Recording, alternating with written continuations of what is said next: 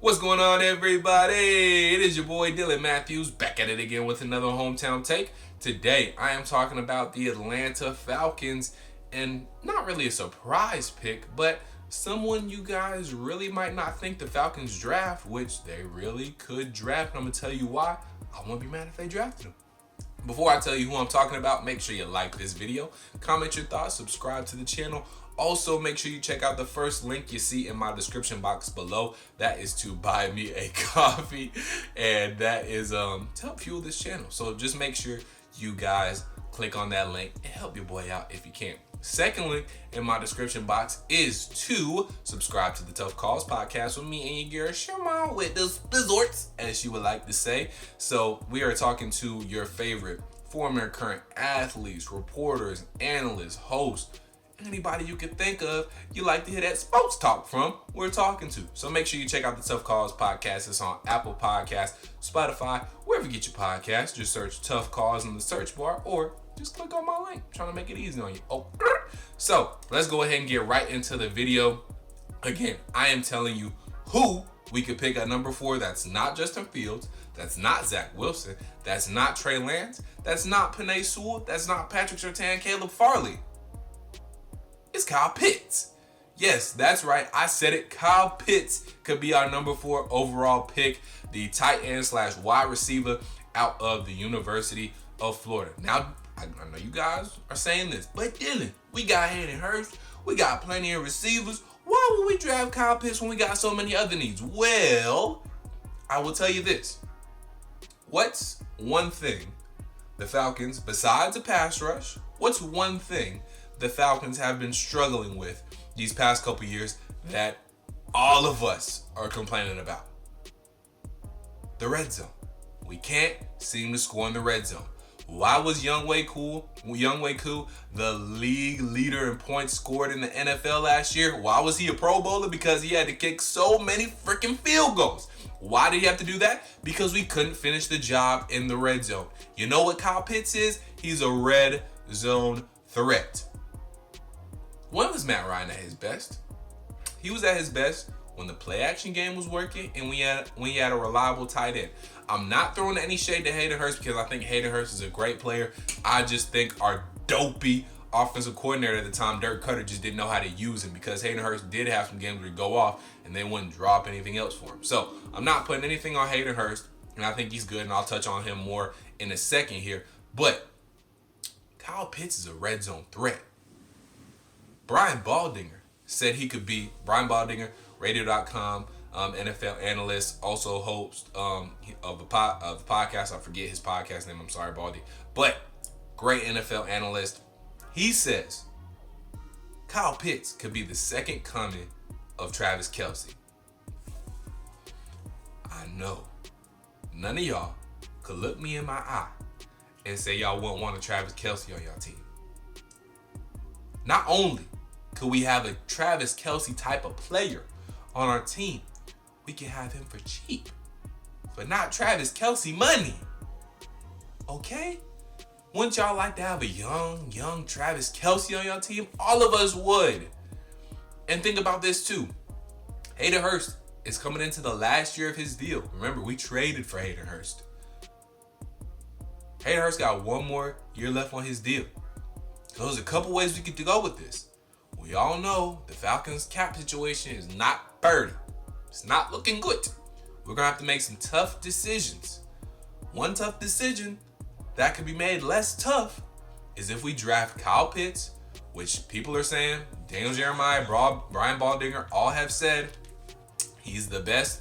And this specifically, I believe Daniel Jeremiah said it. Yes, Daniel Jeremiah said, this was Brian Baldinger. Brian Baldinger said he might be the best receiver and the best matchup in the draft. Kyle Pitts also smooth, fluid, good at high point in the football. Like we said, Brian Baldinger, keep getting mixed up, said he's the second coming of Travis Kelce. That makes getting rid of Hayden Hurst, if we have to, a lot less tough if we have a Kyle Pitts waiting in the rings to really get all the reps at tight end. So Hayden Hurst could just be a bridge guy. 1 more year left on his deal. Have Hayden Hurst and Kyle Pitts running some double tight end type stuff. With Julio Jones and Calvin Ridley, we could be nasty next year. And then when it's time to move on from Hayden Hurst because we don't necessarily want to pay him and we're trying to offload a whole bunch of cap, then we can do that because we have Kyle Pitts waiting in the wings, really ready to ball out, show out, and take the NFL by storm. So I can make one tough decision, less tough for the Atlanta Falcons when it comes to our cap situation. So that's one reason why it makes sense. Another reason why it makes sense, the guy's just that freaking good. I mean, people are calling him a freak of nature. I mean, he's fast. Like I said, the best receiver, not just tight end, the best receiver in the draft period, with guys like Jamar Chase, Heisman winner Devontae Smith, and Jalen Waddle in this draft. People are still calling him the best receiver in this draft. That's saying something. And if you could snag a guy like that at number 4, I ain't gonna be mad if the Falcons do that. Now, is it a huge need? No. But still, I ain't gonna be mad.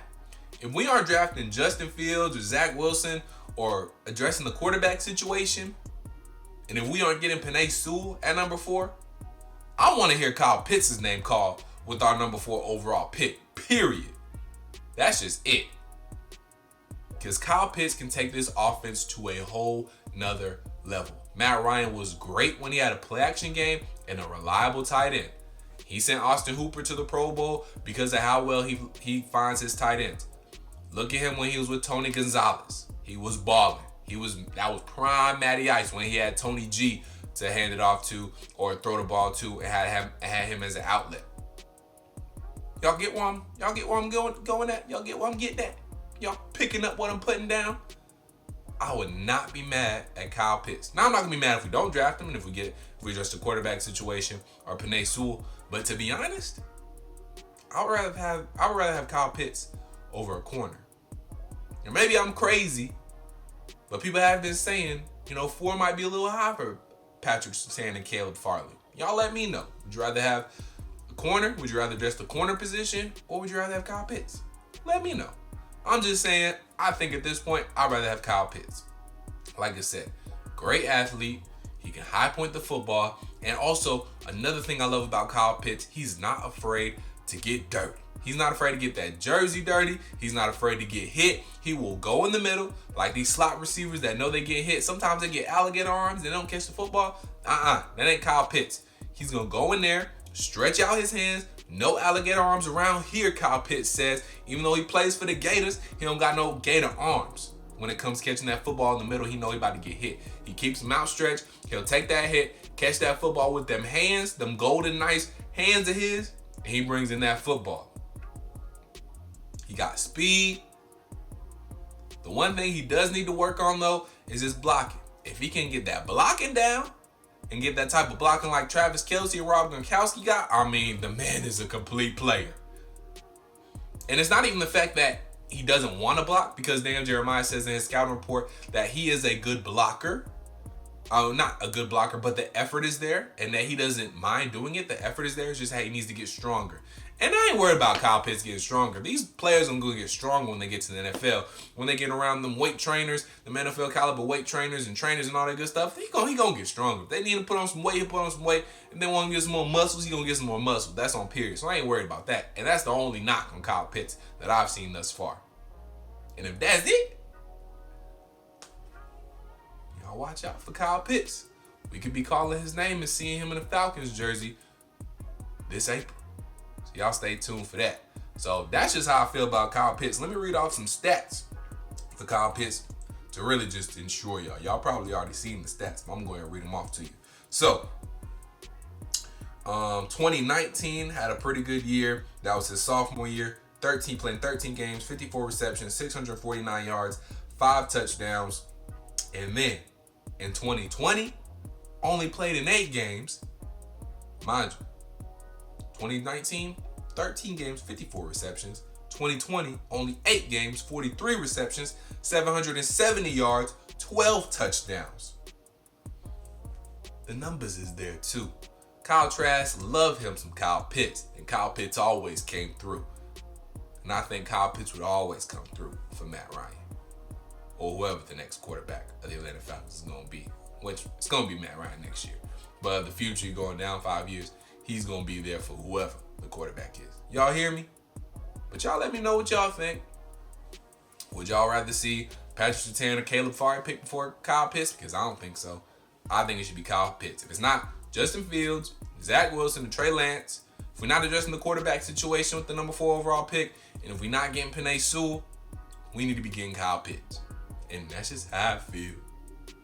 But y'all let me know what y'all think in the comments down below. Make sure you like this video, comment your thoughts, subscribe to the channel. Check out the first link in my description box below. That is to buy me a coffee. And the second link, check that out. Click on that. That is a link to subscribe to the Tough Calls podcast with me and your girl, Symone with the Sports, as she says. And we talking to your favorite coaches, former and current athletes, reporters, anchors, hosts, all that good stuff. We got some great people on there just chopping up with sports. So y'all chop it up with us and check out the Tough Calls podcast. And guys, I'm telling you, Kyle Pitts, watch out for me number 4. Until I talk to y'all next time. Peace.